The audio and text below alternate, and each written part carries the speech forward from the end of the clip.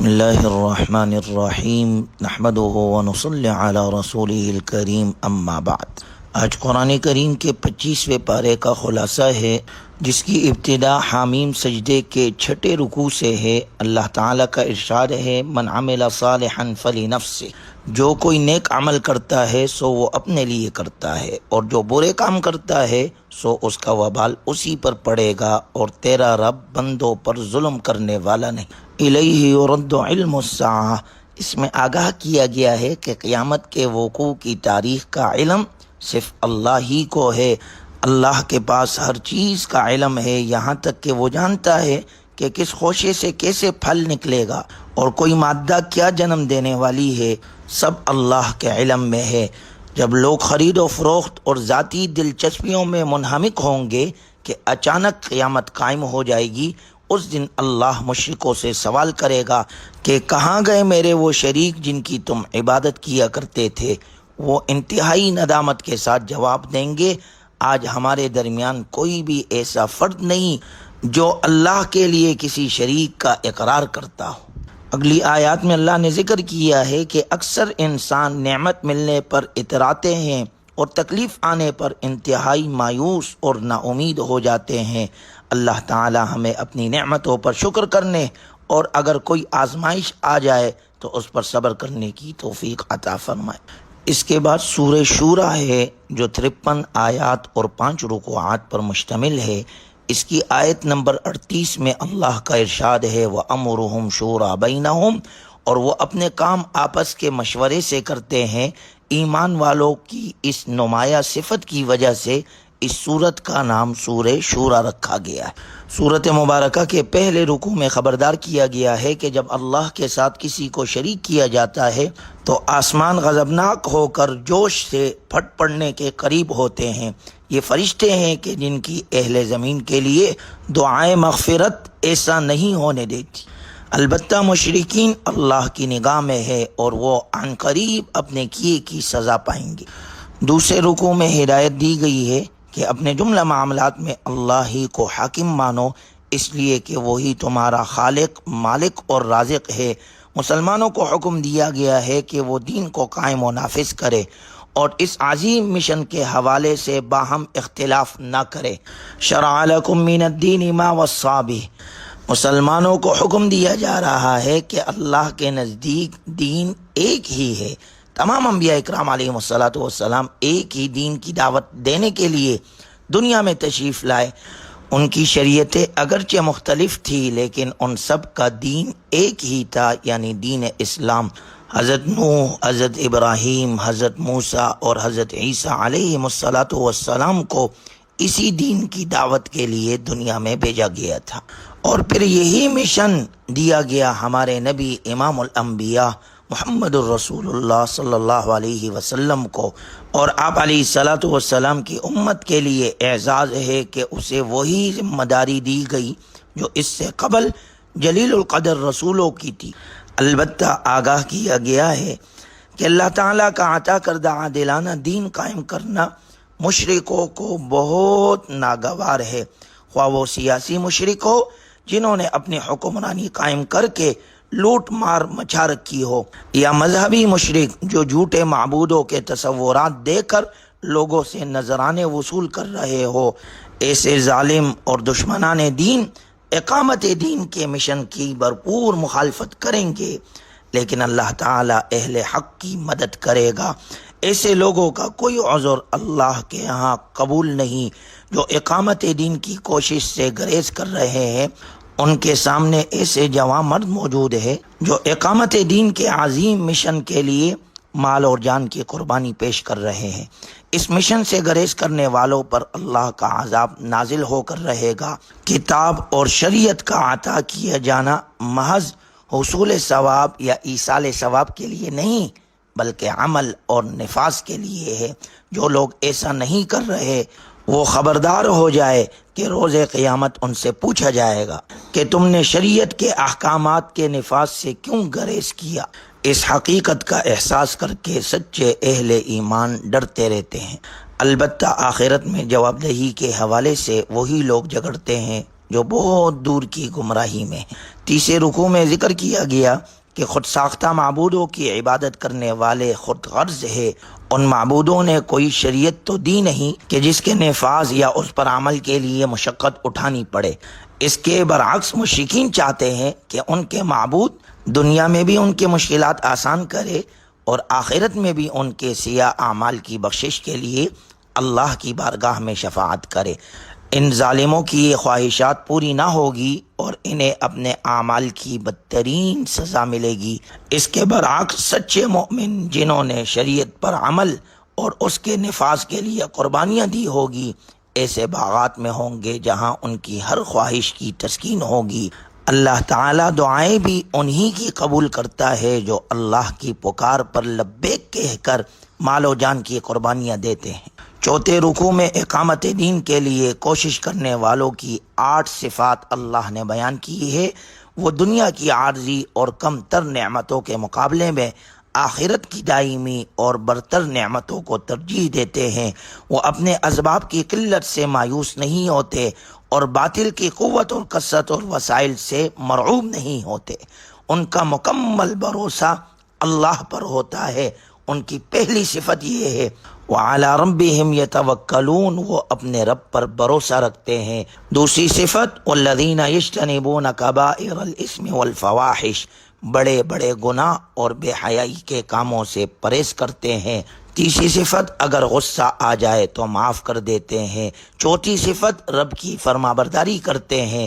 پانچویں صفت نماز قائم کرتے ہیں۔ چھٹی صفت وَأَمْرُهُمْ شُورَىٰ بَيْنَهُمْ، اپنے کام باہمی مشورے سے کرتے ہیں۔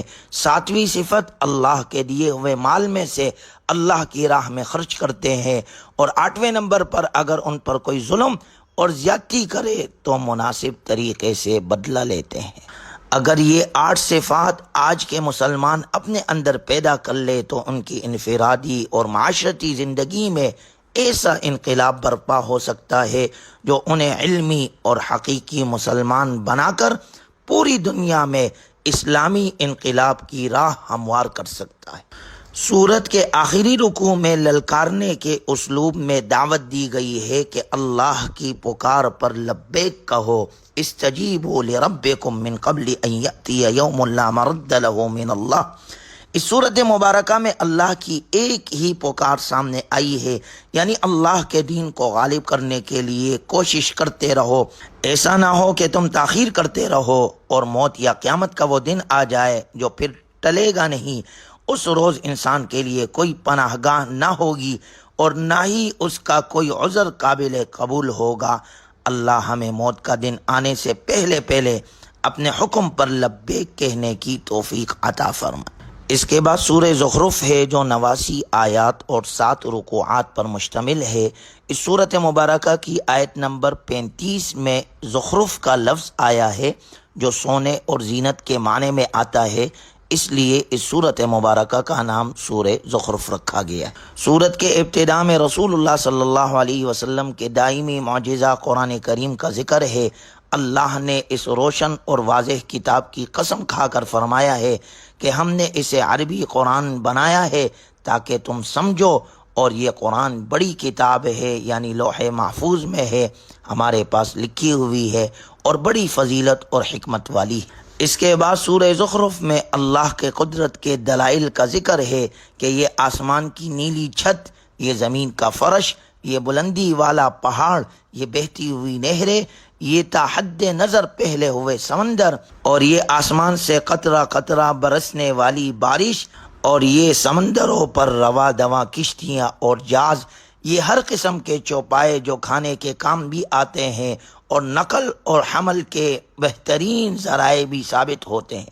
یہ سب کے سب اپنے خالق اور صانع کی قدرت اور حکمت کی زندہ گواہ ہے۔ ان کی گواہی شہری بھی سن سکتا ہے اور دیہاتی بھی، ان کی زبان عالم بھی سمجھ سکتا ہے اور جاہل بھی۔ یہ گواہ کل بھی موجود تھے اور آج بھی موجود ہے۔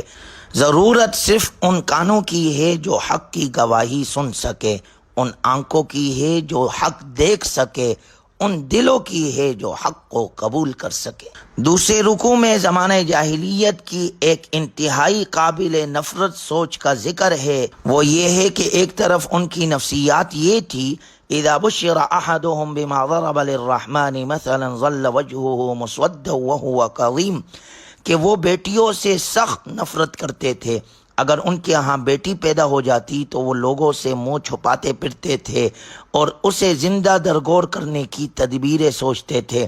دوسری طرف ان کی حالت یہ تھی، وَجَعَلُوا الْمَلَائِكَةَ الَّذِينَ هُمْ عِبَادُ الرَّحْمَنِ إِنَاثًا، کہ وہ اللہ کی طرف بیٹیوں کی نسبت کرتے تھے اور فرشتوں کو نعوذ باللہ اللہ کی بیٹیاں قرار دیتے تھے۔ اور اس کے ساتھ ساتھ مشرک یہ بھی کہتے تھے کہ اگر اللہ چاہتا تو ہمیں شرک سے روک دیتا۔ حقیقت یہ ہے کہ اللہ نے دنیا میں انسان کو اختیار دیا ہے، اور اختیار کے ساتھ اس کے سامنے دونوں راستے واضح کر کے دونوں کا انجام بھی بتلا دیا ہے کہ اگر ایمان کے ساتھ عمل صالح کرو گے تو اس کا ٹھکانہ جنت ہے، اور اگر کفر اور شرک اور بدعات اور رسومات اور گمراہی میں زندگی گزارو گے تو اس کا انجام جہنم ہے۔ تیسرے رکوع میں مشرکین مکہ کے اس تنزیہ سوال کا ذکر ہے جو کہتے تھے، وَقَالُوا لَوْلَا نُزِّلَ هَذَا الْقُرْآنُ عَلَى رَجُلٍ مِّنَ الْقَرْيَتَيْنِ عَظِيمٍ، کہ قرآن کریم مکہ مکرمہ اور طائف کے کسی دولت مند انسان پر کیوں نازل نہیں کیا گیا؟ اس کا جواب ذکر کیا گیا ہے کہ در حقیقت اللہ کی نگاہ میں اہمیت دولت کی نہیں، پاکیزہ کردار کی ہے۔ دولت کی تقسیم کا نظام کاروبار دنیا چلانے کے لیے بنایا گیا ہے، تاکہ مالدار لوگ تنگ دست لوگوں کو معاوضہ دے کر ان سے کام لے سکے۔ اگر سب لوگ معاشی اعتبار سے ایک ہی معیار پر ہوتے تو مشقت والے کام کون کرتا؟ البتہ آخرت میں کامیابی دولت سے نہیں، پاکیزہ کردار سے ملے گی۔ اگر یہ اندیشہ نہ ہوتا کہ لوگ دنیا کی لالچ میں کافر ہو جائیں گے تو اللہ تعالیٰ تمام کافروں کو سونے کے گھر عطا کر دیتا۔ اصل اہمیت آخرت کی نعمتوں کی ہے، اور یہ نعمتیں انہیں ملے گی جو اللہ کی فرمانبرداری اختیار کریں۔ چنانچہ اس کے بعد اگلی آیات میں حضرت موسیٰ علیہ السلام کا قصہ بیان کیا گیا ہے، جو کہ مشرکین کی حماقت اور جہالت کا ایک نمونہ اور جھلک ہے۔ فرعون کو اپنے اقتدار، سونے چاندی کے انبار اور وسیع اختیارات پر بڑا ناز تھا۔ وہ اپنے آپ کو مصر کی سرزمین اور نہروں کا حقیقی مالک سمجھتا تھا، اور حضرت موسیٰ علیہ السلام کو بڑی حقارت کی نگاہ سے دیکھتا تھا۔ وَنَادَى فِرْعَوْنُ فِي قَوْمِهِ قَالَ يَا قَوْمِ أَلَيْسَ لِي مُلْكُ مِصْرَ وَهَٰذِهِ الْأَنْهَارُ تَجْرِي مِن تَحْتِي أَفَلَا تُبْصِرُونَ ام انا خیر من هذا الذی هو مہین ولا یکاد یبین۔ یہ سارے تکبر جب اس نے کیے فرعون نے، پھر ہوا کیا کہ اسے انہی نہروں اور دریاؤں میں سے ایک میں غرق کر دیا گیا جو اس کے خیال میں اس کی اجازت کے بغیر اپنا بہاؤ بھی جاری نہیں رکھ سکتے تھے، اور قیامت تک کے لوگوں کے لیے عبرت کا نشانہ بنایا، اور بتلا دیا گیا کہ اللہ کے ہاں کامیابی صرف ایمان اور عمل صالح پر ملے گی۔ مال و دولت کے انبار بھی لگے ہوئے ہو، اگر ایمان نہ ہو تو انسان ناکام ہے۔ سورت کے اختتام پر اللہ تبارک و تعالی نے اپنے نبی صلی اللہ علیہ وسلم کو جاہلوں سے اعراض کرنے اور صبر کرنے کا حکم دیتے ہوئے فرمایا، فَاصْفَحْ عَنْهُمْ وَقُلْ سَلَامٌ فَسَوْفَ يَعْلَمُونَ، آپ ان سے منہ پھیر لو اور سلام کہہ دو، انہیں عن قریب انجام معلوم ہو جائے گا۔ اس کے بعد سورہ دخان ہے جو 59 آیات اور 3 رکوعات پر مشتمل ہے۔ اس سورت مبارکہ کی آیت نمبر 10 میں اللہ کا ارشاد ہے، فَارْتَقِبْ يَوْمَ تَأْتِي السَّمَاءُ بِدُخَانٍ مُبِينٍ، کہ اس دن کا انتظار کرو کہ آسمان سے صریح دھواں نکلے گا۔ اسی دخان دھوئیں کی نسبت سے اس سورت کو سورہ دخان کہا جاتا ہے۔ اس سورت مبارکہ کی ابتدا میں اللہ کا ارشاد ہے، حامیم والکتاب المبین۔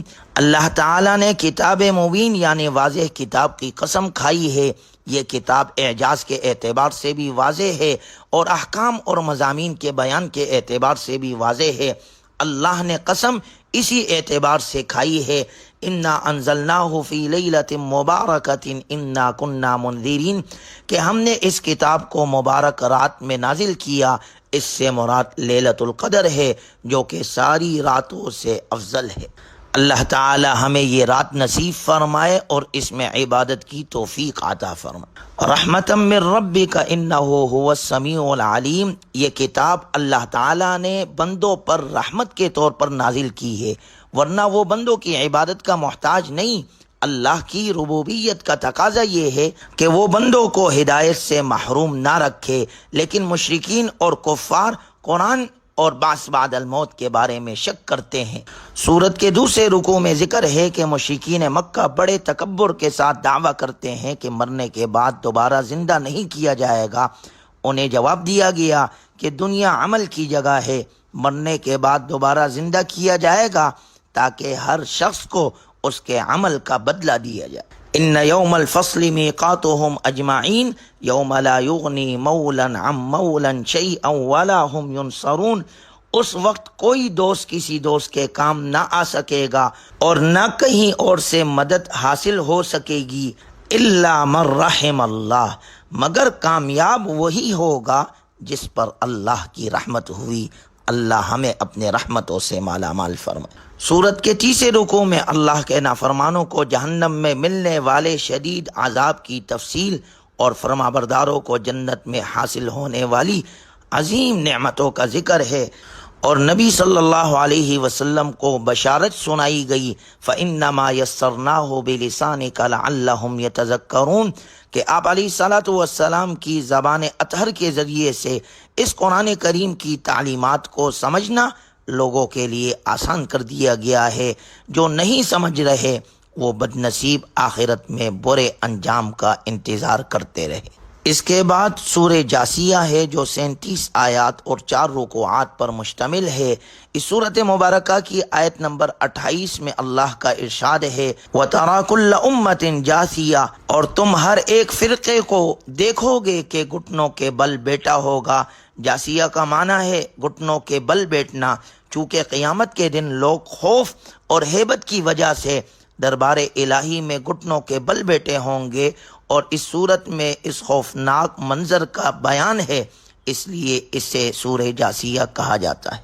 اس سورت مبارکہ کی بھی ابتدا قرآن کریم کی عظمت کے تذکرے سے ہے، اور اس کے بعد ان تکوینی نشانیوں کو ذکر کیا گیا ہے جن میں سے ہر ایک اللہ کی عظمت و جلال اور قدرت اور وحدانیت کی زندہ گواہ ہے۔ چنانچہ پہلے رکوع میں آیات قرآنیہ پر غور و فکر کی دعوت دی گئی ہے۔ ایسے بد نصیبوں کے لیے شدید عذاب کا بیان ہے جو اللہ کی آیات سننے کے باوجود اپنے کفر پر اڑے رہتے ہیں۔ بعض ایسے بھی ہیں جو اللہ کی آیات کو سمجھنے کے بعد ان پر اعتراض کرتے ہیں، ان کا مذاق اڑاتے ہیں۔ ایسے لوگوں کے لیے بہت بڑا درناک اور ذلت والا عذاب ہے۔ ان کی کوئی نیکی بھی ان کے کام نہ آئے گی اور نہ ہی کسی کی سفارش انہیں فائدہ پہنچائے گی۔ دوسرے رکوع میں اللہ کا ارشاد ہے اللہ الذی سخر لکم البحر لتجری الفلک فیہ بامرہ ولتبتغوا من فضلہ ولعلکم تشکرون۔ دوسرے رکوع میں بیان کیا گیا ہے کہ اللہ نے آسمان اور زمین کی ہر چیز انسان کے لیے مسخر کر دی ہے۔ یہی بشارت ہے جو جدید سائنسی ترقی کی بنیاد بن گئی ہے۔ مسلمانوں نے غور و فکر کر کے کئی مظاہر قدرت کو دریافت کیا، تسخیر کیا، اور پھر ایجادات کے ذریعے اس سے فوائد حاصل کیے۔ البتہ رفتہ رفتہ ہم نے تحقیق اور جستجو کی یہ نعمت اہل مغرب کو منتقل کی ہے اور خود غافل ہو گئے ہیں۔ اللہ ہمیں سمجھ عطا فرمائے اور قرآن کریم کی تعلیمات پر عمل کرنے والا بنائے۔ تیسرے رکوع میں اللہ کا ارشاد ہے افرأیت من اتخذ الہہ ہوا، ان لوگوں کی مذمت کی گئی ہے جو نفسانی خواہشات کی پیروی کرتے ہیں۔ واضح کیا گیا ہے کہ یہ لوگ بھی شرک کا ارتکاب کرتے ہیں کیونکہ ان کا معبود اللہ نہیں نفس ہے۔ بعض بد نصیب علم رکھنے کے باوجود نفس پرستی کرتے ہیں، اس سے مراد علماء سو بھی ہے اور وہ سائنسدان بھی ہے جنہوں نے بڑے بڑے مظاہر قدرت کی تاثیر دیکھی ہے، لیکن وہ بد نصیب اپنے خالق کی معرفت سے محروم رہے۔ سورت کے آخری رکوع میں آگاہ کیا گیا ہے کہ کائنات کا بادشاہ حقیقی اللہ ہے، وہ لوگوں سے اعمال کا حساب لینے کے لیے قیامت قائم فرمائے گا۔ جھوٹے تصورات دینے والے اس روز خسارے میں ہوں گے۔ جو لوگ اللہ کی عطا کردہ تعلیمات پر ایمان لائے اور ان کے مطابق عمل کیا، انہیں اللہ اپنی رحمت میں داخل فرمائے گا۔ ان کے برعکس جن لوگوں نے اللہ کی آیات کا انکار کیا، وہ سخت عذاب میں مبتلا ہوں گے۔ جب مجرمین جہنم کی آگ میں جل رہے ہوں گے تو اللہ فرمائے گا کہ ہم نے تمہیں اسی طرح سے نظر انداز کر دیا جیسے تم نے دنیا میں روز قیامت کے حساب و کتاب کو بلا رکھا تھا۔ ظالموں کا یہ انجام مظلوموں کے لیے باعث تسکین ہوگا۔ اللہ تبارک و تعالی ہمیں ہر قسم کے نافرمانی سے محفوظ فرمائے، کامل طور پر اللہ ہمیں دین پر چلنے کی توفیق عطا فرمائے، دنیا آخرت کی رسوائیوں سے اللہ ہمیں محفوظ فرمائے، اور دنیا آخرت میں اللہ ہمیں ترقیاں اور عزت نصیب فرمائے۔ وآخر دعوانا ان الحمد للہ رب العالمین۔